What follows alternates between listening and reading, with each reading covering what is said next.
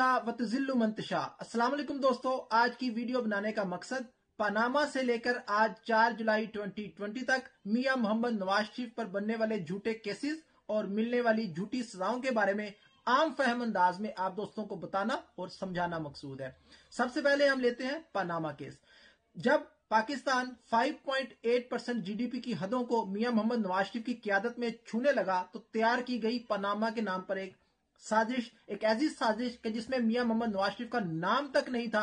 और जब दर्जनों समातों के बाद एक धेले की करप्शन भी साबित नहीं हुई तो मियां साहब को बेटे से तनख्वाह लेने या ना लेने पर वजीर आजम के ओहदे से हटा दिया गया। तो यह तो थी पनामा की हकीकत। उसके बाद मियां साहब पर 3 रेफरेंसेस बनाए गए।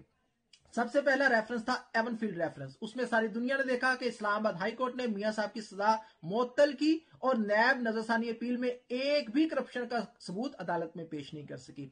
सेकंड रेफरेंस था फ्लैगशिप इन्वेस्टमेंट। उसमें आपने देखे कि मियां मोहम्मद नवाज शरीफ को बाइज्जत बरी कर दिया गया और इस रेफरेंस में भी एक भी पाई की करप्शन मियां मोहम्मद नवाज शरीफ पर साबित नहीं हो सकी।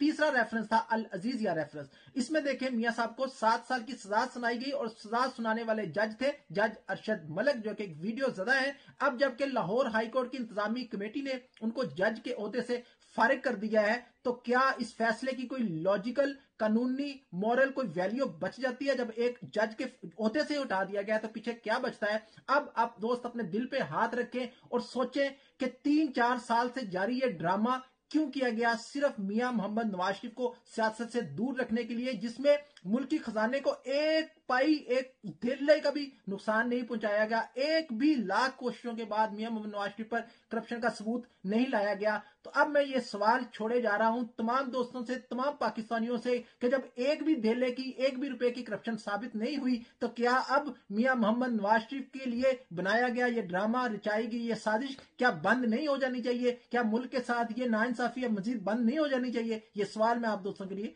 रखे जा रहा हूं।